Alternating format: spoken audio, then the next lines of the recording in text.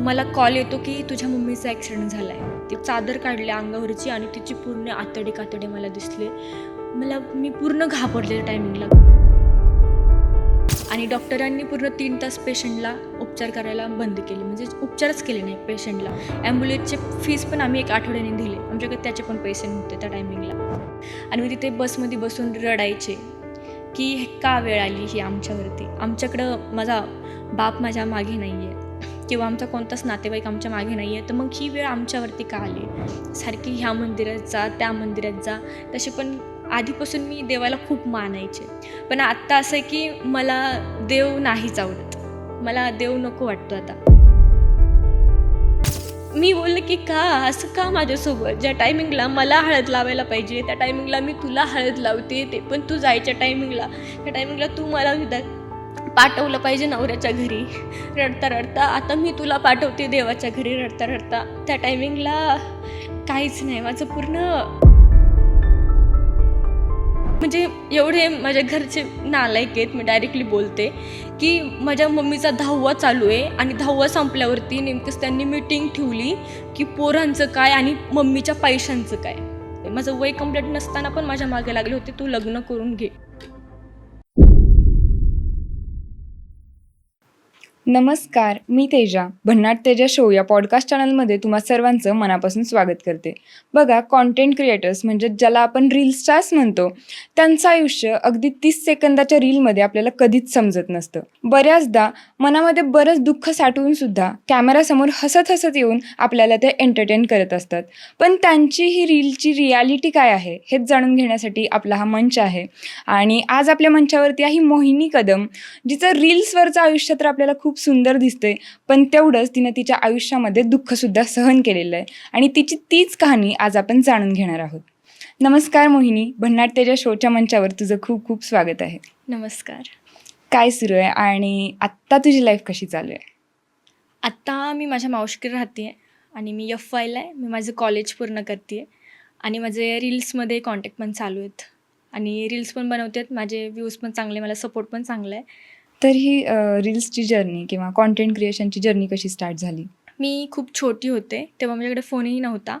मी माझ्या मामाच्या फोनमध्ये बनवत होते, तेव्हा टिकटॉक होतं आणि त्या टायमिंगला मला समजत नव्हतं. म्हणजे मामा रील्स स्क्रोल करायचे की पाहूयात आपण. मी बोलले की अरे वा, आपण पण ट्राय करून बघू. तर मी ऑडिओ तिथला पाहायचे आणि त्या ऑडिओवरती सेम करायला पाहिजे आणि एकदा दोनदा मी ते ट्राय पण केलं आणि मी तिथून पोस्ट करत होते. तर 6 महिन्यामध्ये ते बंद झालं, टिकटॉक बंद झालं. तर मग मी बंद केलं मध्ये आणि तेवढ्यातच मी मोठी झाली म्हणून माझी मम्मीकडे गेली. मी माझ्या मामाकडे राहत होते, तर मग मम्मीनी बोलवलं तर मम्मीकडे गेली आणि मम्मीकडे गेल्यावरती तिच्या फोनमध्ये ती रात्रीची आली की 8-8:30च्या दरम्यान मी वापस तिच्या फोनमध्ये रील्स तिथे बनवायचे. त्याचे बघून मला कळलं की इंस्टाग्राम आहे, तर मी ते इंस्टाग्रामवरती पोस्ट करायचे. घरात बसूनच करायचे. रात्रीचं मला लाईट वगैरे काहीच समजत नव्हतं त्या टायमिंगला.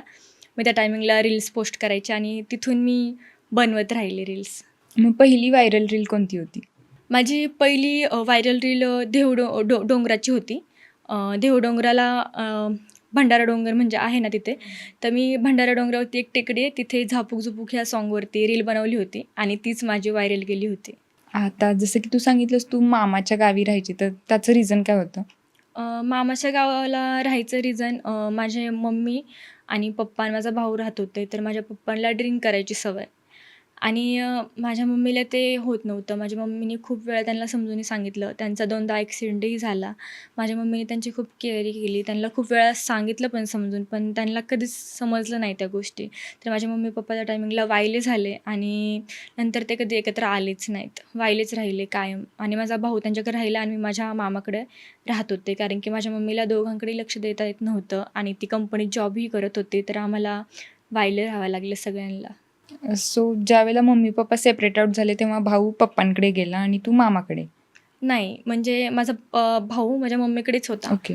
आणि मामाकडे मला ह्याच्यासाठी पाठवलं होतं की त्या टायमिंगला मी खूप छोटे होते आणि माझ्या मम्मीला कंपनी आणि मी दोन्ही एकत्र करता येत नव्हतं. मी 6 महिन्याचीच होते त्या टायमिंगला. त्यामुळे मला माझ्या मामाकडे पाठवलं गेलं. माझी आजी, माझे मामा आणि माझे आप्पा म्हणून आहेत, माझे बाबा म्हणून आहेत. म्हणजे मी त्यांना आप्पा बोलते. मी त्यांच्याकडेच राहिली आहे तेव्हापासून. मग कधी पप्पांनी तुला भेटण्याचा वगैरे प्रयत्न नाही केला? माझे पप्पा आले तर यात्रेला येत होते इकडं गावाला, छोटीशी यात्रा भरते तेव्हा. नंतर मीच 8वी नंतर माझ्या मम्मीकडे गेली मग. तू कधी पप्पांना भेटण्याचा प्रयत्न नाही केला?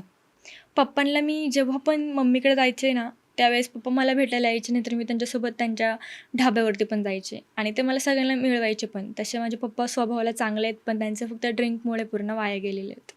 मग जेव्हा तू रील्स वगैरे बनवायला लागली, त्यावेळेला फॅमिलीतून सपोर्ट होता?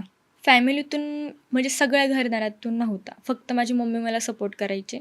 बाकी सगळे मला नावं ठेवत होते. माझे नातेवाईक तर खूप मला बोलायचे. माझ्या मम्मीला पण कॉल करून बोलायचे, की "हे सगळं बंद करायला लावा तिला. आमच्या मुली तर फोनला हात पण लावत नाही. तुमची मुलगी काय रील्सवरती नाचते काय करते तुम्हाला दाबता येत नाही का?" तर माझी मम्मी बोलायची, की "माझी मुलगी आहे ती वाघीणच असली पाहिजे. तुम्ही मला 2 शब्द ऐकवा, पण ती एक ना एक दिवस मोठी होणार आहे हे मला माहिती आहे. त्यामुळं तुम्ही जे करताय तुमच्या मुलांसाठी करा. मला जे करायचं मी माझ्या मुलांसाठी करते. तुम्ही मला सांगू नका." माझी मम्मी काय आमच्या साईडने उभी राहिली. कधी नातेवाईकांचा विचार नाही केला, की नातेवाईक काय म्हणतील माझ्या पोरांना. ती आमच्यासाठी कमीत होती आणि आमच्यासाठी उभी राहत होती. तर माझं कर्तव्य होतं, की मला तिचं असा अभिमान हा खाली नाही जाऊन द्यायचा आणि मी जे पण करत होते, मी सगळं चांगल्यासाठीच करत होते. मी कधी नावं ठेवून नाही दिली माझ्या बाबतीत तरी तिला. मग जेव्हा तू फेमस झाली, त्यावेळेला नातेवाईकांचे रिॲक्शन काय होते? त्या टायमिंगला नातेवाईक खूप चांगले बोलायला लागले आमच्यासोबत. अचानकच चांगले बोलायला लागले, की "अरे खूप फेमस झाली आहे तू आता." आणि तरी त्यातले काही होते नावं ठेवणारी, पण काही बोलतात, की "आता फेमस झाली आहे, तर मग काय आम्हाला विसरली का?" असं-तसं. त्या टायमिंगला मी बोलले, की "मी तुम्हाला ओळखतच नाही, तर मी तुम्हाला विसरायचा पण प्रश्न येत नाही." ते बोलले, की "हां, तू आमच्याकडे कधी बारीकपणापासून नव्हती ना." मी म्हणलं, "हां, तुम्ही जर घेऊन गेले असते, तर मी नक्कीच असते तुमच्याकडं. पण ठीक आहे, राहू दे, काय मला प्रॉब्लेम नव्हता." माझी मम्मी पण त्यांना रोकटोक सगळे उत्तर द्यायचे. आणि सगळ्यात जास्त सपोर्ट कुणी केला तुला कंटेंट क्रिएशनच्या अख्ख्या जर्नीमध्ये? पूर्ण तर माझी फ्रेंड आहे तिने आणि माझी मम्मी पण मला बोलायचे की तू कर, काही प्रॉब्लेम नाही आहे. आणि माझी फ्रेंड पण तिचाच फोन यूज करायचे. तिच्या फोननीच मी रील वगैरे चांगले पोस्ट वगैरे करायला लागले. तीच मला एडिटिंग पण शिकवायला लागली. तीच पूर्ण मी आत्ता पण माझी एडिटिंग करते, पण त्या टायमिंगला ती व्हिडिओ एडिट करून देत होती माझी. मग आत्ता पण तिच्याच मोबाईलमध्ये करते? नाही, आता मी माझा स्वतःचा फोन घेतलेला आहे. मी Insta फॅमिली मला एवढे सपोर्ट केले, मी माझा स्वतःचा फोनही घेतला ह्या टायमिंगला आत्ता. मग जशी तू फेमस झाली, आता बाहेर पडल्यानंतर तुझे जे फॉलोअर्स होते, ते रिअल लाईफमध्ये भेटल्यानंतर त्यांच्या प्रतिक्रिया काय असायच्या? खूप म्हणजे मलाही माहीत नव्हतं मी एवढी पब्लिकली फेमस आहे. म्हणजे मी असं स्वतःला कधी बोलले नाही की मी रील स्टार आहे म्हणून. पण बाहेर गेल्यावरती मी तोंड बांधून जायचे. पण नॉर्मली गरम वगैरे झाल्यावरती आता तोंड सोडायला लागायचं. तर नॉर्मली मी बसायचे तर मला बोलायचे, "अगं तू रील स्टार आहेस ना?" मी बोलायची की "हो, मी रील बनवते. मला आवडतात बनवायला." ते की "हो, मला खूप आवडतात तुझे रील. प्लीज एक फोटो काढूयात ना." ते त्या टायमिंगला मला फोटो काढायला लागले की मला खूप असं खूप छान वाटायचं. पण त्या टायमिंगला माझी मम्मी नव्हती माझ्यासोबत, तर वाईट पण वाटायचं की माझ्या मम्मीनी हे पाहिलं असतं, कोणीतरी माझ्यासोबत फोटो काढतंय, तर तिला खूप आनंद झाला असता. आणि एक असं पण होतं की मला दहीहंडीसाठी बोलवलं होतं प्रमुख पाहुणे म्हणून. तर मी बोलले की मी येते आहे आणि त्या टायमिंगला आमच्याकडे गाडी नव्हती. मी माझ्या मावशीकडे राहिले होते. माझ्या मावशीचा मुलगा आणि मी दोघेच घरी होतो. माझे सगळे बाहेर गेले होते थोडे कामानिमित्त आणि त्या टायमिंगला आमच्याकडे गाडी नव्हती. तर काय करायचं समजलंच नाही आम्हाला. तर आम्ही ओला म्हणून बुक केली. तर त्या टायमिंगला रिक्षा आली आणि पाऊस चालू होता खूप आणि त्या टायमिंगला मी साडी घातली होती. साडी आणि ती पूर्ण पूर्ण ओली झाली होती, खालून पूर्ण ओली झाली होती आणि मी केस वगैरे पूर्ण भिजली होती माझी. तरी पण आम्ही रिक्षाने प्रवास केला आणि आमच्या असं चाललं होतं रिक्षावाल्यासोबत गप्पा चालल्या होत्या.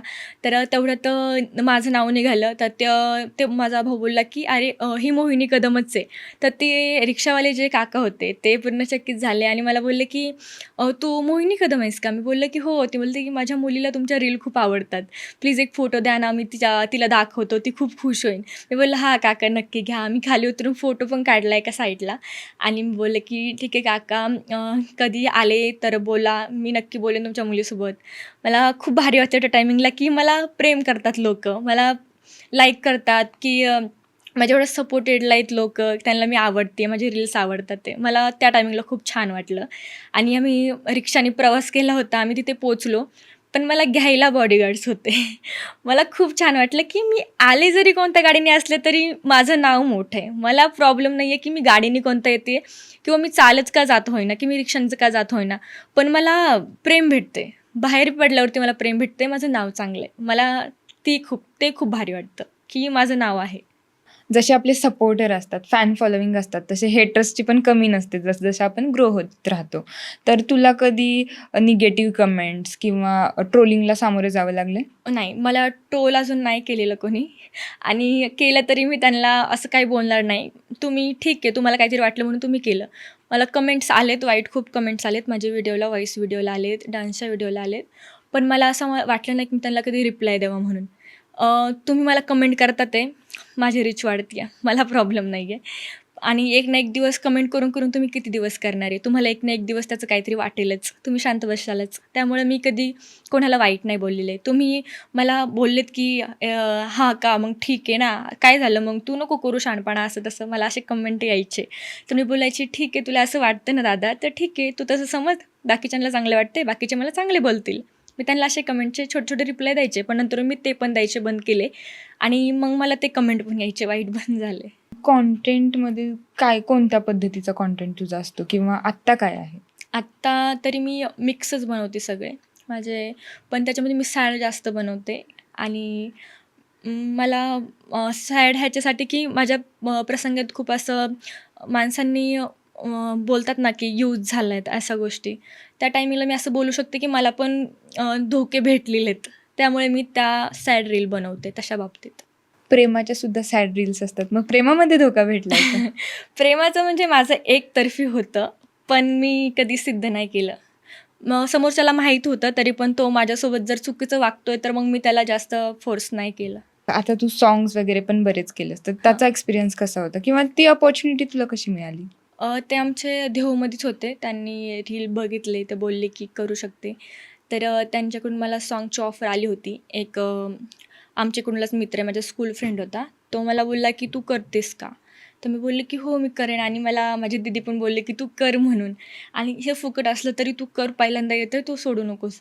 मी बोलले की "हो, मला तर करायचंच आहे" आणि मग मी त्या टायमिंगला ते केलं आणि माझा तो पहिला अनुभव पण खूप छान होता आणि त्यांनीच मग मला दुसरं पण सॉन्ग ऑफर केलं आणि ते पण खूप छान शूट झालं असं. म्हणजे शूटच्या बाबतीत तर मी काय म्हणणार नाही, खूप सगळं छान नियोजन होतं. आणि तू वेगवेगळ्या सीरीज पण ट्राय करतेस, तर त्याचा एक्सपिरियन्स कसा आहे तुझा? सीरीजमध्ये पण गडबड तर होते बोलायला. माझ्याकडून मी कुठे पण जाऊ दे मी चुकते. पण असं आहे की मी चुकले ना, मला ते परत करायचं आहे आणि मी ते केल्याशिवाय माघार नाही घेत. मला करायचं असतं मी करते आणि मी त्याच्यामध्ये सक्सेस पण मिळवते. आत्ता रिसेंटली तू एक सीरीज केलीस आणि ती अर्ध्यातच सोडली. त्याचं रिझन काय होतं?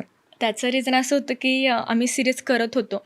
आपण ज्या सिरीजमध्ये दुसऱ्या पार्टला जी मुलगी दाखवली होती, तिचा नेमका घरच्यांचा प्रॉब्लेम झाला आणि ते बोलले की मी नाही येणार आणि तिचा चेहरा रिलीज झाला होता. तर आम्हाला त्या टायमिंगला दुसरी मुलगी कुठून आणायची आणि हा पार्ट डिलीट मारून परत कसं काय क्रिएट करायचा. तर मी ते ट्राय पण करत होतो. तर आमचे घरचे बोलले की "हां, हे बंद करा, आता हे नाही होऊ शकत. तुम्ही सारखंच एक एक गोष्ट कसं काय हे करताय." तर मग आम्ही त्या टायमिंगला ती सिरीज तिथेच स्टॉप केली. पण त्याचा अजून आम्ही काही स्टोरी वगैरे नाही टाकली की स्टॉप झाली म्हणून.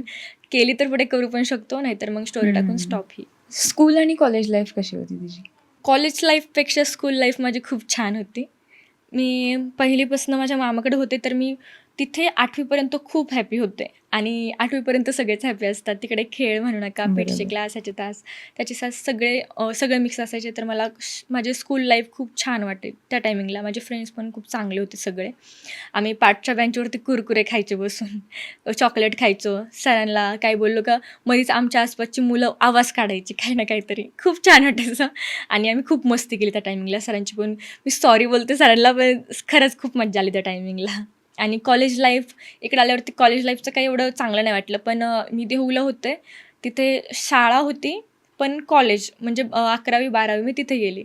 पण आम्ही तिथे पण मज्जा केली. आम्ही सरांना माहीत नाही आहे, माझ्या घरच्यांना पण माहीत नाही, पण आम्ही तिथे पण 2 वेळा बंक मारला आहे. आणि बंक मारून आम्ही लोणावळ्याला फिरायला गेलो होतो. एकदा टायगर पॉईंटला आणि एकदा बोटिंगला गेलो होतो. आम्ही तिथे पण 2 वेळा बंक मारला. हे कोणाला माहीत नव्हतं, मी आज बोलली. बस ही कॉलेज लाईफ आणि स्कूल लाईफ माझी दोन्ही छान होती. पण आताची पुढची कशी असणार आहे हे मला माहीत नाही आहे. फ्रेंड सर्कल कसं आहे तुझं? अजूनही सोबत आहे का लहानपणीचं? नाही, माझ्या फ्रेंड सर्कलमध्ये कोणी नाही आहे. कधीतरी कॉल केला तर करतात मुली. आणि माझी देवची मैत्रीण आहे, ती माझ्यापासून म्हणजे 9वी आहे सोबत. बाकी माझ्या बहिणीच माझ्या फ्रेंड्स आहेत आणि मी त्यांच्यासोबत जास्त गप्पा मारते. मग बहिणींसोबत असे कधी मजेदार किस्से घडलेत का? हो, खूप घडलेत. आमच्या घरामध्ये एकमेकीला माझी छोटी बहीण आणि माझ्यामध्ये भांडण झाले, तर ते आम्ही 8 दिवस बोलत नाही. एवढे मोठे भांडणं असतात. पण माझ्या मोठ्या बहिणीत आणि माझी भांडणं झाली, तर 5 मिनिटं आम्ही इकडं-तिकडं करणार, थोडंसं नाक-बीक वाकडं करणार आणि वापस ते वापस चालू होणार आणि बोलणार, की "चला मग जायचं का खायला बाहेर?" आणि आम्ही खायला बाहेर जातो आणि कॅफेमध्ये गेल्यावरती बस नॉर्मली बसतो आणि बस एकमेकीकडे बघतो. समोर कोणी दिसलं का एकमेकीकडे बघून हसतो. ते बॉन्डिंग आमचं चांगलं आहे. एका फ्रेंडसारखंच आहे. माझ्या मोठ्या बहिणीचं माझं फ्रेंडसारखंच बॉन्डिंग आहे. खूप छान बॉन्डिंग आहे. आणि तिच्यासोबतच मी बसमध्ये पण एकदा शूटला चालले होते हॉटेलच्या. आणि त्या टायमिंगला आम्ही बसमध्ये चढलो आणि गडबड होती आमच्याकडं खूप. तर आम्ही बसमध्ये पटकन चढलो. आमच्याकडे गाडी नव्हती त्या टायमिंगला पण. आणि चढलो आणि बसलो आणि बसलो, फोन चाळत बसलो. कंडक्टर आले आणि बोलले, की तिकीट. मी बोलले, की "दीदी माझ्याकडे अकाउंटला पैसे नाही, तू दे." ती बोलली, की "माझ्याकडे पण नाही, तुम्हाला बोलायचं ना, मी पैसेच नाही आणले." मी बोलले, की "अरे बापरे, आता काय करायचं?" मग त्यांना बोललो, की "काका थोडा वेळ थांबा बरं का, आम्ही घरी फोन लावून विचारतो." आम्ही घरी फोन लावतोय, सगळ्यांचा कव्हरेज क्षेत्राचा फोन बाहेर. मैत्रिणीला लावतोय, मित्रांना लावतोय, सगळ्यांचे कॉल्स कव्हरेज क्षेत्र बाहेर. आणि मग आठवलं म्हटलं जाऊ दे, माझ्या मैत्रिणीच्या भावाला करते. तिच्या भावाला केला आणि त्यांनी उचलला. मग पहिला नसेल उचलला, पण दुसरा उचलला. बोलले, की "ऐक ना दादा, मला ना पैशांची थोडी गरज होती." तो म्हणतो, "किती पैशांची गरज आहे?" मी म्हणलं, "मी बसमध्ये बसले, माझ्याकडे पैसेच नाही. ₹100 पाठव फक्त, मी घरी आल्यावरती लगेच पाठवते." त्या टायमिंगला मग त्यांनी मला ते पैसे पाठवले. मी तिकिटाचे दिले आणि उतरल्यावरती मग थोडीशी शांती भेटली मनाला. नंतरून घरच्यांचा पण कॉल आला, तर त्यांना सांगितलं. तेव्हा घरच्यांनी पैसे पण पाठवून ठेवले आम्हाला आधीच. हो, ते बोलले, की "मग तुम्ही आम्हाला बोलायचं ना, तुम्ही तसेच गेले, तुम्हाला कळतं का?" आम्हालाच बोलायला लागले आमचे घरचे. आमच्या घरच्यांचं असं आहे, की "तू करतेस ना, तू चुकीची आहेस. बाकी माझ्या शेजारचा, आसपासचा पोरगा किंवा पोरगी जर करीत असेल ना, ती मोठी होऊ शकते, पण तू गेली तर तू कुठेतरी तरफडणारच." म्हणजे त्यांना आमच्यावरती विश्वासच नाही आहे. आणि त्या टायमिंगला पण तेच झालं. आणि मग आम्ही खाली उतरलो बसतून आणि कंडक्टर नंतर आमच्या दोघींकडेच आम्ही हसायला लागलो बघून. माझी मोठी बहीण आणि बस. आमच्या दोघींचे खूप किस्से आहेत असे, पण ते विचित्र आहेत म्हणजे असले. म्हणजे तुम्ही बसमध्ये जाताय, पण तुम्ही पैसेच सोबत घेतले नाहीये दोघींनी पण. हां, दोघींनी पण नाही आणि घेतले. तुम्ही प्रमोशनसाठी जातायत. हां, प्रमोशनसाठी जात होतो. मग नंतर प्रमोशनवाल्यांनी पैसे दिले का? हां, प्रमोशनवाल्यांचे ते आम्ही पहिले घेतले होते, पण आमच्या दुसऱ्या अकाउंटला होते ते. आणि नंतरून प्रमोशन झाल्यावरती पण त्यांनी पे केले. पण मग ते पण ते दुसऱ्या अकाउंटलाच केले. मग पण माझ्या घरच्यांनी आम्हाला पाठवले होते. फोन आला म्हणल्यावरती, जेवण वगैरे केले का म्हणून विचारतात ना. तर मग फोन आला. आम्ही बोललो, की "पैसे नाही आहे, प्लीज पैसे पाठवा." आणि मग आम्ही वापस कॅब करून वापस घरी आलो. आणि एक दुसरा पण सीन होता. माझी छोटी बहीण आहे. आम्ही माझ्या मैत्रिणीच्या मम्मीची डेट झाली होती. तर आम्ही तिकडे चाललो होतो. आणि त्या टायमिंगला आम्ही बसमधलाच किस्सा आहे हा पण. आम्ही बसमध्ये चढलो. आमच्याकडे पैसे होते ह्या टायमिंगला. आम्ही बसमध्ये चढलो, पण बसमध्ये बसलो आणि कंडक्टर आले ना, "माझ्या फोनचा आवाज येत नाही आहे, बघ ना काय झालं."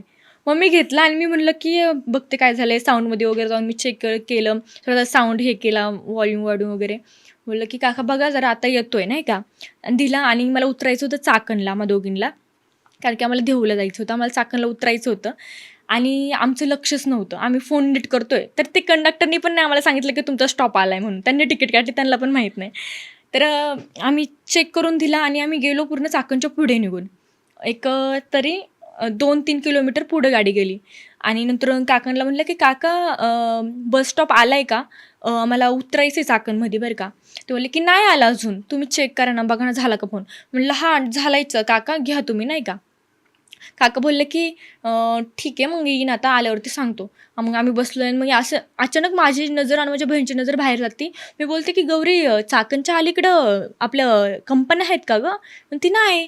मग मी त्यांना परत विचारलं, "काका, नक्की चाकण नाही आलेले ना अजून?" ते बोलते, की "अरे नाही, नाही, नाही, नाही, चाकण पाठीमागच गेलो. तुम्ही उतरा इथं." त्यांनी बापरे! विचारच केला नाही आमचा. आम्हाला तिथेच उतरवलं. आम्ही तिथं उतरलो. आता बोललं, की "आता काय करायचं?" मग तर आम्ही तिथून पूर्ण ह्या साईडनी ट्रॉफिक जाम होतं, राईट साईडनी. लेफ्ट साईडनी पूर्ण रिकामं होतं. आम्ही दोन्हीकडून चाललोय. मध्ये जे असतात ना खांब उभे केलेले, तिथून आम्ही पळतोय दोघीजणी. इकडले आम्हाला बघतात, तिकडले आम्हाला बघतात. आमच्या शेजारचंच एक पोरगं आहे, त्याने आम्हाला तिथून ट्रॉफिकमधून जाताना पाहिलं पण होतं की आम्ही पळतोय म्हणून. त्याने आम्हाला विचारायचं पण नाही ठरवलं. आमचे भरपूर जणांनी असं आम्हाला बघितलं, पण त्यांना असं वाटलं की आमचं शूट चालू आहे. हा, आता रोडने मुली पळतात हा. म्हटल्यानंतर कसं विचारतील ते कोण? पण ती पण रील बनवते आणि मी पण बनवते. तर त्यांना असं वाटलं की आमचं काहीतरी शूट चालू आहे. त्यांनी इकडे तिकडे बघितलं असेल, कॅमेरा असेल कुठेतरी लपवलेला, पण त्यांना असं वाटलं आमचं शूट चालू आहे. आम्ही पळतोय. आम्ही पळत पळत पळत पूर्ण पेट्रोल पंपाच्या इथं गेलो. पेट्रोल पंपाच्या इथे जाऊन मग तिथे कॅब आली आणि मग तिथे बसून आम्ही देहूला गेलो. म्हणजे रील स्टार असल्याचा हा ड्रॉबॅक झाला. हा, हे म्हणू शकतो आपण. आणि तुझे प्रत्येक किस्से बसमध्येच घडतात. हा, बसमध्येच घडतात ते. आणि यावेळेला तर कंडक्टर काकांनी त्यांच्या मोबाईलचं काम होईपर्यंत काही तुला उतरवलं नाही. उतरवलं नाही. काम करूनच घेतलं, मगच उतरवलं. आता तू कॉलेज लाईफमध्ये असतानाच फेमस होती ना ऑलरेडी. हो. मग तू कॉलेजमध्ये जेव्हा जायची तेव्हा कॉलेजमधल्यांच्या रिॲक्शन काय असायच्या? कॉलेजमधल्यांनी मला कधी नाव नाही ठेवलेलं. मला सगळे सपोर्ट करायचे. मला सगळे चांगले बोलायचे.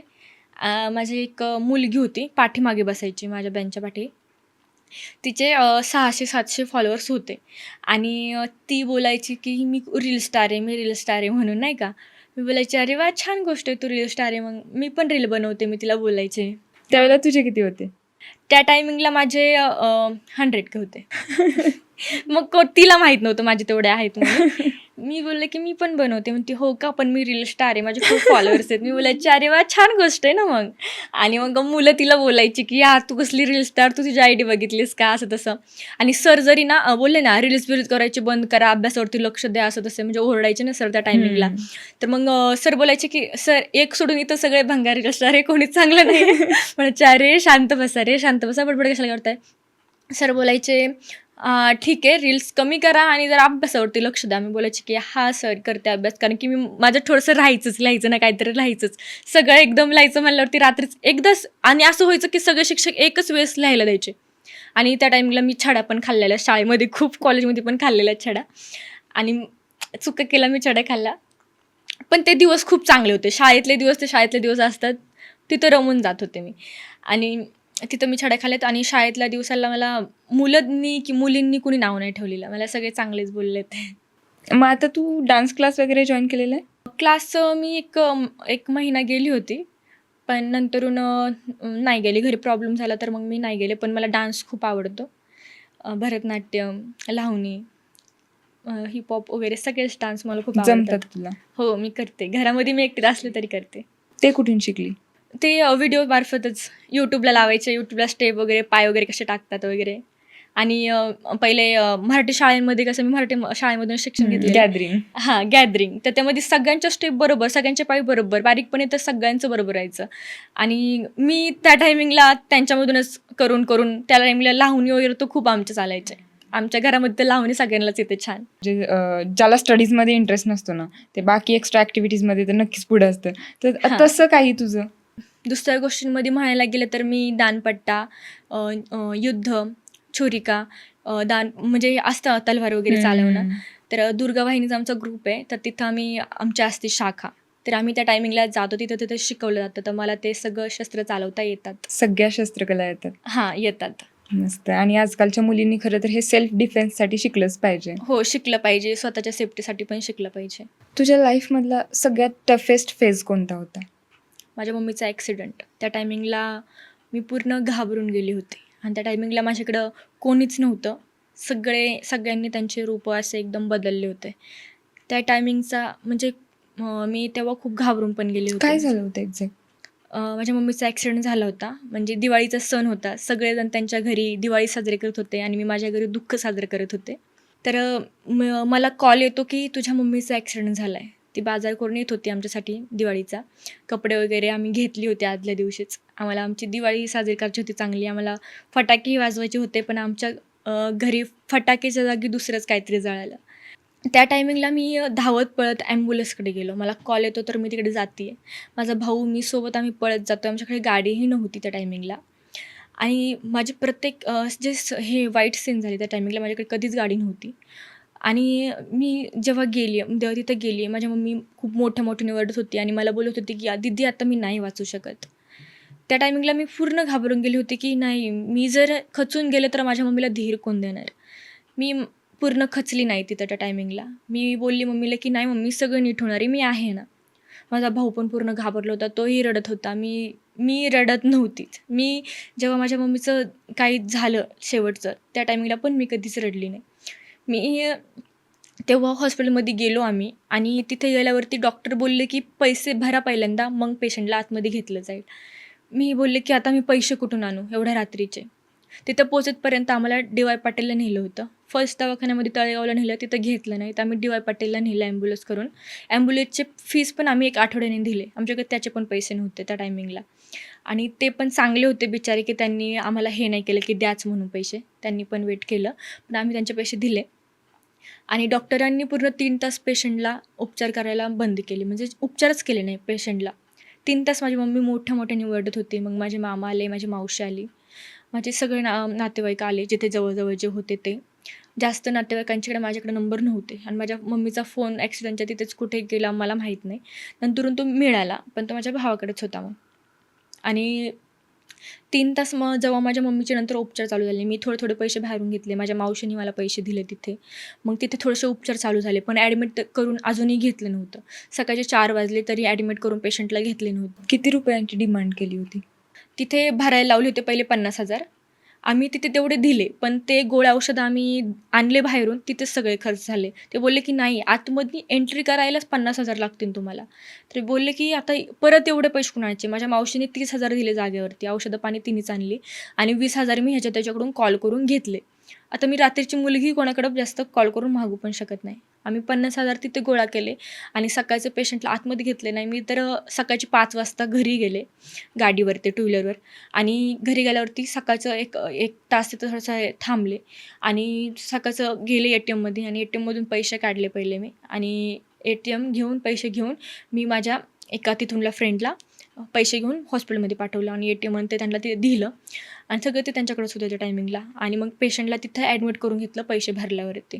तोपर्यंत ते सगळी जखम वगैरे तशीच होती तशीच मम्मीची? होती. फक्त नॉर्मली कापसाने हे करत होते ते. बाकी काही नव्हते करत. फक्त प्रथमोपचार.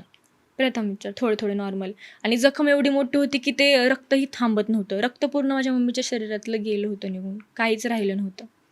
आणि मी तिला जेव्हा पाहिलं, की हे असं झालं म्हणून पूर्ण माझे डोळे पांढरे झाले, की हे असं एवढं सहन कसे काय करते? ही एक आई आणि ही सहन करते. आई आहे तर आई सहन करणार. एक कोणतंच आणि तिला माहीत होतं, की मी माझ्या मुलांना असे सोडून नाही जाऊ शकत. त्या टायमिंगला तिने धीर ठेवला, की माझी मुलगी आहे, माझा मुलगा आहे आणि तिला हे माहीत होतं, की माझ्या मुलाला कोणी सांभाळणार नाही आहे नंतर. त्या टायमिंगला ती तिथे पण मुलगा, जगदीश आवाज देत होती. माझं नाव घेत होती. जेव्हा तिला उपचार चालू केले, मला 1 आठवड्यानी भेटता आलं. माझा भाऊ पहिला भेटत होता कारण की त्याचं 18 पूर्ण होतं. त्या टायमिंगला माझं 18ही पूर्ण नव्हतं. मी 12वीचा एक्झाम देत होते आणि माझे तिकडं प्रॅक्टिकल पण चालू होते आणि मला इकडं हॉस्पिटलमध्ये पण यायला लागायचे. तर आमची रूम होती भाड्याने देहूमध्ये, तर मी तिथे राहिली आहे. मी तिथं येऊन जाऊन करायचे हॉस्पिटलमध्ये. मी तिकडे द्यायचे पेपर आणि वापस हॉस्पिटलमध्ये जायचे. वापस पेपर द्यायला जायचे, वापस हॉस्पिटलमध्ये जायचे. मी दोन्ही प्रवास केला आहे. मला प्रवासाचं माहीत नव्हतं. त्या टायमिंगला मला बसचा प्रवास काय असतो, रिक्षाचा प्रवास काय असतो, म्हणजे प्रवासच काय असतो मला त्या टायमिंगला कळालं, की असा प्रवास असतो म्हणून. आणि मी तिथे बसमध्ये बसून रडायचे. की हे का वेळ आली ही आमच्यावरती. आमच्याकडं माझा बाप माझ्या मागे नाही आहे किंवा आमचा कोणताच नातेवाईक आमच्या मागे नाही आहे, तर मग ही वेळ आमच्यावरती का आली? तर असेल की माझ्या मम्मीला बोलायची सवय, की माझी मम्मी आसपास कोणीही असू दे तिच्या, समोरचा माझ्यासोबत चांगला वागतोय ना, मी म्हणजे माझ्या मम्मीचं होतं की ती पण त्यांना 100% देणार तिचं. पण लोकं तिचा फायदा घ्यायची. आता माझ्या बाबतीत पण तसंच आहे, की मी कोणाशी चांगलं वागले तर ते लोकं माझा फायदा घेतात. त्यात माझ्या मम्मीचा आणि माझा स्वभाव सेमच आहे बोलायला गेलं तर. त्या टायमिंगला हॉस्पिटलमध्ये घेतलं आणि उपचाराला मला एक आठवड्याभराने मला आतमध्ये बोलवलं. मी गेले गपचूप औषधं द्यायच्या ह्याच्यामध्ये. माझं 18 पूर्ण होतं, सिक्युरिटी बाहेर नव्हता म्हणून मी 18 पटकन पूर्ण गेले. असल्याशिवाय घेत नाहीत आतमध्ये? नाही, ICयूमध्ये घेत नाही 18 पूर्ण असल्याशिवाय आणि मी एकदम लुकडी दिसत होती त्या टायमिंगला तर नाहीच. मला घेतलंच नाही आणि मग मी गपचूप गेलेच. गोळ्या औषधं द्यायच्या बहाण्याने गेले. सिक्युरिटी पण तिथं नव्हता. तर मी गेले, तरी मला डॉक्टरने थोड्या वेळाने पाहिलं, तर मला बाहेर हाकलून दिलं. पण मी गेले गपचूप. तर माझी मम्मी मला बघून एवढी खुश झाली, की तिच्या डोळ्यात तिथे पाणी आलं. तिला बोलता येत नव्हतं, कारण की नाकातोंडात पूर्ण नळ्या होत्या. पूर्ण इंजेक्शन पण पूर्ण मानेला होतं, तर ते हालता पण येत नव्हतं तिला पूर्ण. त्या टायमिंगला तिला डोळ्यात पाणी आलं, तर ती मला पूर्ण बोलत होती, की "ये माझ्या जवळ ये." तिला खूप म्हणजे मी तो क्षण आठवला तरी मला खूप वाईट वाटतं, की का हे माझ्या मम्मीसोबत नव्हतं व्हायला लागत. तिने खूप कष्टाने आम्हाला वाढवलं आहे. तिच्यासोबत हे व्हायला नव्हतं लागत. आणि दुसरी गोष्ट, की त्या टायमिंगला ती मला बोलली, की आणि ती मला बोलली, की मला पप्पी दे नॉर्मली. प्रत्येक आईला कसं असतं, की जवळ घेऊन तिचे लाड करते. बारीकपणापासून वासरूसुद्धा त्याच्या आईकडे गेल्यावरती ती तिला चाटते, त्याचे लाड करते. तसंच माझ्या आईचं होतं. मी तिच्याकडे गेले, ती मला बोलली, "माझ्या जवळ ये." मी तिला पूर्ण ध पकडलं, तिच्या तोंडाला पकडलं. तिला हे केलं. मला असं वाटलं, की आता इथे मी बारीक नाही आहे. इथे माझी आई बारीक आहे आणि मला आता मोठं व्हायची गरज आहे. त्या टायमिंगला मी खंबीरपणे उभी राहिली. मला वाटलं, की मी करू शकते. जरी मी वयाने बारीक असले ना, तरी माझ्या मम्मीने मला शिकवण चांगली दिली आहे म्हणल्यावरती मी तिच्यासोबत तशी राहील. आणि खूप त्या टायमिंगला मला लगेच डॉक्टरांनी पाहिलं, तर मला बाहेर पाठवून दिलं. पण मी बाहेर जाऊन खूप रडले, की माझी मम्मी लवकर बरी होऊ दे. मी सारखी ह्या मंदिरात जा, त्या मंदिरात जा. तशी पण आधीपासून मी देवाला खूप मानायचे. बाहेर जाताना पण, कॉलेजला जाताना, शाळेत जाताना देवाच्या पाया पडल्याशिवाय घरात जात नव्हते. आणि शाळेच्या म्हणजे आतमध्ये वर्गाच्या आत पाय ठेवायच्या आधी पण मी दरवाजाला पहिल्यांदा पाया पडायचे तरच आत जायचे. पण आत्ता असं आहे, की मला देव नाहीच आवडत. मला देव नको वाटतो आता. असं वाटतं, की देवाने हा प्रसंग माझ्यासोबत केला ठीक आहे, पण तो प्रसंग केलाय ना तू, तिला ठेवायला लागत होतं. माझ्या मते तरी असं होतं, तिला ठेवायला लागत होतं, माझ्यासमोर ठेवायला लागत होतं. माझ्यापासून लांब नव्हतं करायला लागत. त्यामुळे मला देवाचं आणि माझं असं थोडंसं वाकडंच समजायचं. आणि त्या टायमिंगला नंतरून आमच्याकडं पैशांची खूप कमी व्हायला लागली. माझ्या मम्मीचंच एटीएम होतं. त्याच्यातले पैसे आम्ही त्याच्याकडून मदत घेतली होती. माझ्या मावशींनी सगळ्यांकडे मदत मागितली. जिथून सगळ्यांनी मदत मागितली. आमच्या मम्मीकडले जे होते त्यांनी. याच्याच्यानी थोडे-थोडे पैसे दिले. आम्ही अजून त्यांचे द्यायचे बाकी पण आहेत उरलेले. आम्ही घेतलेले अजून दिले पण नाही. मला द्यायनं पण आहे. तर मी ज्यांच्याकडून पैसे घेतले होते त्यांचे द्यायचे बाकी आहेत. आम्ही तिथे पैसे भरत होतो हॉस्पिटलमध्ये. हॉस्पिटलवाले बोलले, की "पैसे भरा तरच तुम्ही आतमध्ये आता पेशंट राहू शकतो, नाहीतर मग वायसीएमला शिफ्ट करून टाका." बोलले, की "आता पैसे तर नाही आहेत, काय करणार?" आणि माझ्या नावावरती एफ-डी होती म्हणजे. पण तिथे असं होतं, की 2 वर्षाची मुदत असली ना, तर ती तेवढीच राहणार. तिथे मधी-मधी पैसे काढता येणार नाही तुम्हाला. तर मी बोलले, की "मी पैसे आणणार कुठून? काय करू मी?" आणि त्या टायमिंगला सगळे बोलत होते, की "आम्ही आहे म्हणून करतो." बोलले, की मीच बोलले, की "करा वायसीएमला शिफ्ट मग." मी काय बोलू शकत नव्हते. माझ्या हातामध्ये काहीच नव्हतं. ना मी कमवत होते, ना काही माझी मम्मी कमवत होती. आम्हाला वाढवत होते. त्या टायमिंगला मी गेली. वायसीएमला शिफ्ट केलं. आम्ही मावशी वगैरे सगळे आले होते. वायसीएमला शिफ्ट केलं. तिथे राहिलो. तिथं पण येऊन जाऊन सगळं करत होतो. बाहेर तिथं झोपायचं. वापस पेशंटने बोलावलं ते आतमध्ये जायचं. खायला प्यायला पण नंतर मला तिकडे जायला भेटलं नाही. तर मी वापस माझ्या मावशीकडे जायचे, वापस इकडे यायचे, वापस देहूला जायचे, परीक्षेचं सगळं बघायचे मी. 12वी चालू होती माझी, तर मला आणि परीक्षाचंच चालू होतं. बोर्डचा एक्झामचं चाललं होतं माझं ते सीझन त्या टायमिंगला. आणि तेव्हा मी पूर्ण गडबडीतच होते. मला काहीच करता येत नव्हतं. मेन पॉईंट तेव्हा तरी. आणि त्यानंतर नंतरून डॉक्टर बोलले, की "तुमच्या आता इथं आमचा काय पेशंट बरा होत नव्हता. तर डॉक्टर बोलले, की "तुम्हाला इथून पेशंट हलवावं लागणार आहे. तुम्ही ससूनला घेऊन जाऊ शकता." तर ससूनला बोलल्यावरती माझ्या सगळ्यांच्या घरच्यांच्या अंगावरती काटा आला, की ससूनला पेशंट टिकतच नाही. तर मी बोलले, की "हे असं बोलतात ते म्हणल्यावर ते असेनच काहीतरी." तर आम्ही तिथे गेलो ससूनला आणि मी तिथे नव्हतेच हॉस्पिटलमध्ये. मी देहूच्या तिकडे निगडी म्हणून एक मंदिर आहे स्वामींचं, तिथं मठ आहे. मी तिथे होते. मला कॉल आला. मी तिथून गेले. मला गाडी नव्हती. मी बसनी प्रवास केला. तिथं उतरले आणि मी बोलले, की "ठीक आहे, जाऊयात आपण." आणि थोडासा ओरडा पण खाल्ला. पण त्या टायमिंगला मला बोलले, की "आपल्याला मम्मीला बरं करायचं आहे." मग आम्ही तिथून शिफ्ट केलं. आणि ॲम्ब्युलन्समध्ये पण तिची जखम एवढी मोठी होती. ॲम्ब्युलन्स थोडीशी जरी आदळली तरी ती खूप मोठ्याने ओरडायची. एवढं आणि ते कातडं पूर्ण तिचं हालायचं. जेवढं ऑपरेशन झालेलं तेवढं. तर ते खूप भयंकर वाटायचं. मला म्हणजे ते मी जरी बघितलं तिला लागलेलं, की एवढं-एवढं आहे. खूप भयंकर हा सीन वाटायचा. आणि आम्ही ससूनला गेल्यावरती दुसऱ्या दिवशी त्यांनी पूर्ण वरती शिफ्ट केलं आणि पूर्ण जी जखम त्यांनी पॅक केली होती त्यांनी सगळी सोडून टाकली ससूनवाल्यांनी. आणि सोडून टाकली आणि ती पूर्ण मी चादर काढली अंगावरची आणि तिची पूर्ण आतडे मला दिसले.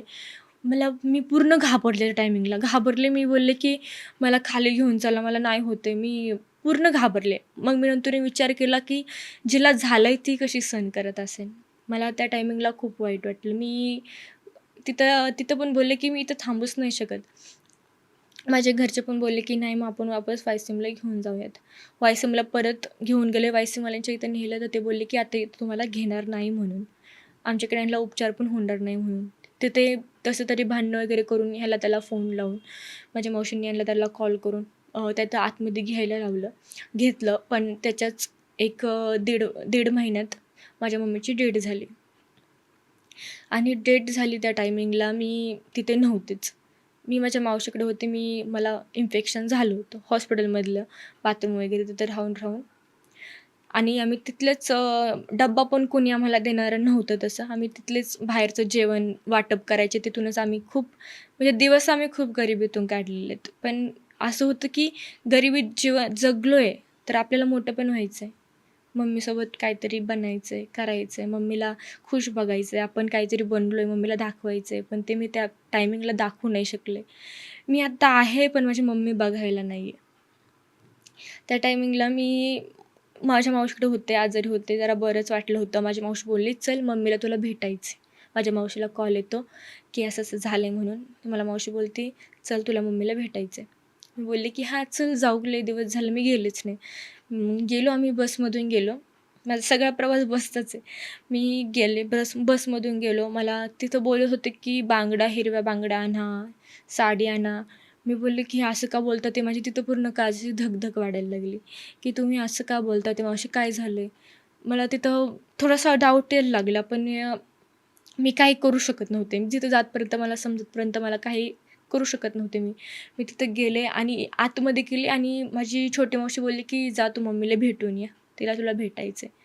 मी आतमध्ये गेले आणि ती डोळे झाकून म्हणजे बंद होते तिचे डोळे. आणि त्याच्या तोंडामध्ये ते दिलं होतं काहीतरी नळी. ते उघडंच होतं. मी म्हणलं, "हे असं का केलंय? असं का झोपवलंय? काय झालंय?" ते बोलले, की "नाही, तू बोल." माझी मावशी बोलते, की "तू बोल तिच्यासोबत." मी बोलले, की "हां, मी बोलते, पण ती काही आन्सर का नाही करते? बोलत का नाही?" मी नॉर्मली असाच डोक्यावरून हात फिरवायला गेले आणि नॉर्मल मी तिचा डोळा ओपन केला माझ्या हातानेच आणि तिचा पूर्ण एक स्टेबल डोळा होता. मी म्हटलं, "हिचा समोर डोळा आहे, मग ही बोलत का नाही?" आणि नंतर मला लगेच मावशी बाहेर घेऊन गेली. मी तिला बोलत होते, "मावशी, मम्मी का नाही बोलत आहे? मम्मी का नाही बोलत आहे?" आणि मी तेव्हा पूर्ण घाबरून गेले होते. मी बाहेर जाऊन फक्त शांत बसले होते. मला कोण बाहेर काय बोलतंय, कोण काय करतंय, मला त्याच्याशी काहीच नव्हतं. मला सुचतच नव्हतं. मी बोलले, की "मम्मी का नाही बोलली माझ्यासोबत?" आणि नंतर मग मावशी म्हणते, की "आता बॉडी घेऊन जावं लागेल." मी म्हटलं, "कसली बॉडी? काय झालंय?" म्हणते, की "दीदी, आता तुला जे आहे ते मान्य करावं लागेल." आणि मी त्या टायमिंगला तिथे माझ्या डोळ्यामध्ये मी शांत होते. असं सगळे बोलतात, की मोठ्या-मोठ्याने रडतात, की हे झालं ते मोठ्या-मोठ्याने रडतात, की आता आपलं नाही राहिलं. पण त्या टायमिंगला मी फक्त शांत होते. फक्त शांत होते आणि माझ्या डोळ्यातून पाणी येत होतं, पण माझा काहीच आरडाओरडा नव्हता. माझ्या शेजारी माझी आजी मोठ्याने रडत होती, माझी मावशी रडत होती, माझे सगळे नातेवाईक रडत होते. माझ्या मम्मीकडले सगळे रडत होते. माझे पप्पा पण तेव्हा तिथे नव्हते. माझे पप्पा नंतर आले कॉल केल्यावरती बॉडी न्यायच्या टायमिंगला. आणि मी तिथं शांत होते. मला सगळे आल्यावरती कळालं, की माझी मावशी मला बोलायला लागली, की "तू शांत काय? तू रडून घे. शांत मनात ठेवू नको काही." मी त्या टाईमला तरीही शांत होते. मला काहीच समजलं नाही, काहीच. मी खूप सगळं शांतपणे गेलो. आम्ही वापस डेड बॉडी घेऊन वरती गेलो गावाला. गावाला ॲम्ब्युलन्स पुढे गेली. आम्ही पाठवून 15 मिनिटं लेट झालो. तोपर्यंत माझ्या मम्मीला त्या लाकडावरती तयार पण केलं होतं. साडी वगैरे घालून सगळे तयार पण झाले होते. मी तिला पाहत होते, की तिला हळद लागते आहे आणि ती हळदीचे मी बोलले, की "मम्मी, तू मला हळद लावायला पाहिजे, की मी तुला हळद लावते आता?" आणि मी खूप खूप रडले त्या टायमिंगला. खूप मोठे-मोठे रडले. माझा भाऊ माझ्या शेजारी बसून रडत होता. कारण की त्याला पण माहीत होतं, की संपलंय आता सगळं आणि मला पण माहीत होतं, की सगळं संपलंय आता, काहीच नाही होऊ शकत. आणि मी बोलले की का असं का माझ्यासोबत? ज्या टायमिंगला मला हळद लावायला पाहिजे त्या टायमिंगला मी तुला हळद लावते, ते पण तू जायच्या टायमिंगला. त्या टायमिंगला तू मला पाठवलं पाहिजे नवऱ्याच्या घरी रडता रडता. आता मी तुला पाठवते देवाच्या घरी रडता रडता. त्या टायमिंगला काहीच नाही. माझं पूर्ण मन काहीच बोलत नव्हतं. पूर्ण शांत होऊन गेली होती मी. तसंच लाकडांकडे घेऊन गेले. तिथे अग्नी डागाला माझ्या पप्पांना करायला लावले. तिथं माझा भाऊ एका साईडला रडतोय. मी माझ्या मम्मीला बोलते की मला नाही राहायचं आहे. तुझ्यानंतर माझं काहीच नाही राहणार आहे या जगात. मला घेऊन जा तुझ्यासोबत. सगळे मला मागे ओढतात आहे. माझ्या भावाला मागे ओढतात आहे. माझे मावशी वगैरे सगळे मला सपोर्ट करतात आहे. पण काहीच नाही. जे व्हायचं ते झालंच. नंतरून माझे नातेवाईक पण असे निघाले की माझ्या मम्मीनंतर मला धीर द्यायला नाही आले ते. त्यांनी विचार केला की आता मुलगी आहे, आमची मुलं आहेत ह्यांच्यासोबत तिचं लावून देऊयात. त्या टायमिंगला मला तिथे वाईट असं वाटलं की माझ्या मम्मीला त्या टायमिंगला मी 10वीत असताना कॉल आला होता की तुमच्या मुलीला मी बघायला आलो आहे. तर माझी मम्मीने त्यांना घरी पाणी प्यायलासुद्धा नाही बोलवलं. बोलले की तुम्ही जिथून आलात तिथून वापस जा. त्या टायमिंगला माझ्या मम्मीचे रोकटोक उत्तर असायचे. मी बोलायची आता माझी सेफ्टी कोण करणार? आता कोणीच नाही आहे मला. मला नाही माहिती पण मी पूर्ण एकटी फील करत होते. तेवढ्यात माझी मावशी माझ्या आईसारखी निघाली बिचारी. तिने माझ्या काकांनी मला पूर्ण 10व्याच्या मीटिंगमधून म्हणजे एवढे माझ्या घरचे नालायक आहेत, मी डायरेक्टली बोलते, की माझ्या मम्मीचा 10वा चालू आहे आणि 10वा संपल्यावरती नेमकंच त्यांनी मीटिंग ठेवली, की पोरांचं काय आणि मम्मीच्या पैशांचं काय? जे तिन्ही कमवलेत त्यांचे नाहीत पण ते. जे तिन्ही कमवले त्याच्या पैशांचं काय? त्यांना असं वाटलं की जे आहे ते आता मी खाणार आहे किंवा माझ्या मम्मीच्या इकडले खाणार आहे. तर माझ्या घरच्यांनी अजून म्हणजे आमचे जे पावते होते ते त्यातला अजून ₹1 कोणीही घेतलेला नाही आहे. मी मान्य करते की माझ्या मम्मीच्या ATMमध्ये पैसे होते ते माझ्या जे तिथे होते तिथून थोडंसं झालं. पण ठीक आहे, मी ते लोकं मनातून माझ्या उतरले. कारण की जी लोकं मला दुःखासोबत पाहिजे होते, आपले मला दुःखासोबत पाहिजे होते, तेच लोकांनी मला ऐन टायमाला दगा दिला. मला जेव्हा त्यांची गरज होती त्या टायमिंगला त्यांनी पाठ फिरवली माझ्यावरती. तर मला त्या टायमिंगला वाटलं की इथं कोणीच कोणाचं नाही आहे. मला स्वतःचं साम्राज्य स्वतः उभं करायचं आणि मी ते करणार. आणि आत्ता मला कोणाचीच गरज नाही. मी स्वतः तेवढी हिंमत ठेवते की मी स्वतः कमवते आणि मी स्वतः मोठी होऊ शकते. मला कोणाचीच गरज वाटत नाही आत्ता. आत्ता पण माझ्या मागे लागतात की लग्न करून घे, तुझं वय पण कंप्लीट झालं आहे. माझं वय कंप्लीट नसताना पण माझ्या मागे लागले होते, तू लग्न करून घे. एवढे माझ्या घरातले विचित्र आहे. म्हणजे मी त्यांना डायरेक्टली वाईटही बोलू शकते. मला काही वाटणार नाही त्यांच्याबद्दल, कारण ते चांगले आहेत आणि मला ते नंतर बोलतील का, तू असं बोलतेस, तसं बोलतेस. मला काही वाटणार नाही. तुम्ही जसे आहेत आणि मी तुम्हाला तसंच मानणार. तुम्ही असं माझ्या बाबतीत काही वाईट करताय, तर मी त्याला सामोरे जाणार. माझ्यात तेवढी आहे हिंमत. माझ्या मम्मीने शिकवलंय, तू वाघीण आहेस तर वाघिणीसारखीच राहा आणि तुला लढायचं आहे, हारायचं नाही आहे. किती टाईम झाला तरी आईला जाऊन? आता 1.5 वर्ष झालेत. त्याच्यानंतर मग तू कुठे राहते, कशी राहते?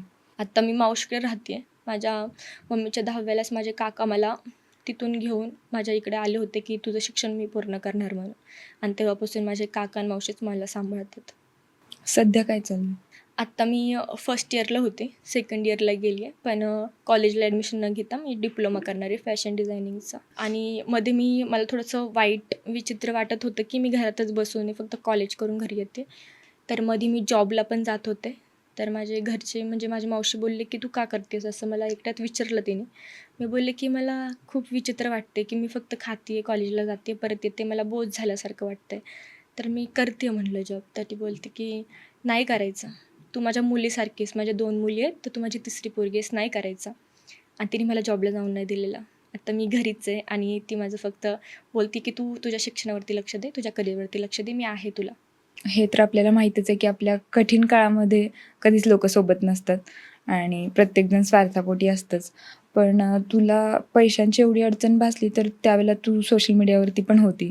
तर मग त्याच्या थ्रू काही हेल्प वगैरे नाही मिळाली? नाही, मी हेल्पचं म्हणायचं की मला गेमिंगचे किंवा वेगवेगळे प्लॅटफॉर्मवरून की प्रमोशन येत होते. पण मी गेमिंगचे 1-2 वेळा आधी केले पण होते. पण मला कळलं की गेमिंगच्या प्रमोशननी लोकांच्या पैसे जातात आहे. त्यांना म्हणजे नाही होत आहे. मग मला असं वाटलं की मग मी हे नाही करू शकत, मी कोणाचं पैसे घेऊ नाही शकत, घालू नाही शकत. तर थोडेशा मी पैसे घेणार आणि त्यांचे जास्त जाणार. तर मी गेमिंगचे तेव्हापासून करायचं बंद केलं. तर मग मी ते प्रमोशन तसले घेतलेच नाही. केलं तर मी सॉन्गचे प्रमोशन करते आणि पैसे घ्यायचे तेव्हा टायमिंगला माझी आय डी माझ्या मम्मीचं जेव्हा जे झालं त्या टायमिंगला त्याच टायमिंगला माझी आय डी पूर्ण मायनसमध्ये होते. माझे 4 पण स्टिक जे ग्रीन होते ते पूर्ण रेडमध्येच कन्वर्ट झाले होते. तर मला तिथं मी रील टाकूही नव्हते शकत आणि ती जाऊही नव्हते शकत. अजून पण माझं लाईव्हचं जे असतं ते अजूनही बंद आहे. अजून माझी पण आय डी मायनसलाच आहे. 2 स्टिकवरती आय डी चालते आहे. तरी पण खूप सपोर्टिव्ह आहेत. त्या टायमिंगला मला सपोर्ट नाही घेता आला माझ्या इन्स्टा फॅमिलीकडून. पण मला खात्री की ती मला आत्ता नक्कीच सपोर्ट करेल जर माझ्या बाबतीत असं काही झालं तर. आपण आता एक क्विक रॅपिड फायर राऊंड घेऊयात आणि तुला पटपट आन्सर करायचे. इंस्टाग्राम रील्स की सिरीजमध्ये ॲक्टिंग? सिरीजमध्ये ॲक्टिंग, पण आधी इंस्टाग्राम रील्स. एकच सांगायचंय. पण हां, सिरीजमध्ये ॲक्टिंग. ट्रेडिशनल की western? Traditional. Social media followers की रिअल लाईफ फ्रेंड्स? आधी रिअल लाईफ फ्रेंड्स होते, पण आता सोशल मीडिया फॉलोअर्स. तुझं फेवरेट सॉन्ग? माझं सगळ्यात फेवरेट अभिना जाओ छोडकर. तुझा क्रश? माझा क्रश जय नाव आहे त्याचं, जय म्हणून आहे. म्हणजे क्रिएटर आहे की नाही, नॉर्मलच आहे. नॉर्मल नॉर्मलच आहे. लाईफमध्ये? Okay okay. Favourite content creator? VMP. तुझा संपूर्ण प्रवास एका शब्दात सांगायचा झालं तर तो काय असेल? मी गरिबीतून चालू केलं आणि माज न करता तो पूर्ण करणार आहे. बस एवढंच असेल. आता तुझा संपूर्ण प्रवास आईने पाहिलाय, तर तिची अशी कोणती शिकवण आहे किंवा कोणते शब्द तुझ्या लक्षात आहेत की जे तुला पुढे जाण्याची ताकद देत आहेत? माझी मुलगी आहेस, जर मी एकटीने तुम्हा दोघांना सांभाळले तर तू एकटी अख्खं जग पालतं घालू शकतेस, अख्खं जग जिंकू शकतेस. तेवढी ताकद ठेव. तुला आजूबाजूचे लोक काय म्हणतात याच्याकडे लक्ष न देता स्वतः काम जे करते त्याच्यावरती फोकस कर, जिंकू शकतेस. तुझं ड्रीम काय आहे? ड्रीम की मला एका सिरीजमध्ये काम करायचं आहे, एका मूवीमध्ये काम करायचं आहे आणि मला डान्स खूप आवडतो, तर मला माझा डान्स स्टुडिओ पण खोलायचा आहे. आणि तू नक्कीच खोलशील, तेवढे टॅलेंटेड आहेस तू. बाकी जाता जाता तुला आपल्या प्रेक्षकांना काय मेसेज द्यायचा आहे किंवा काय सांगायचं आहे? माझ्या प्रेक्षकांना असं सांगेन, खूप गरीब घरातले पण काही असतील किंवा मोठ्या ह्यातले पण काही असतील, तुम्ही फक्त तुम्ही कुठून मोठे झाला आहे हे समजा. आणि जे पप्पांच्या कमाईवरती खातात तर त्यांनी चुकूनही कोणावरती हात उचलू नये. मला असं वाटतं की त्यांनी सगळ्यांना सपोर्ट करावा. तुम्हाला जर देणारं बनवलं आहे ना तर तुम्ही दिलं पाहिजे. खूप छान तुझा प्रवास होता आणि तेवढाच इमोशनल पण होता, पण तेवढीच तू स्ट्रॉंगसुद्धा आहेस. सो तुझ्या पुढच्या आयुष्यासाठी खूप खूप शुभेच्छा आणि तू आज इथे आलीस त्याबद्दल तुझे खूप खूप धन्यवाद. थँक्यू. धन्यवाद सगळ्यांचे पण. तर तुम्हाला आजचा हा पॉडकास्ट कसा वाटला कमेंटमध्ये नक्की कळवा आणि नेक्स्ट पॉडकास्ट तुम्हाला कुणाचा बघायला आवडेल तेही नक्की कळवा. धन्यवाद.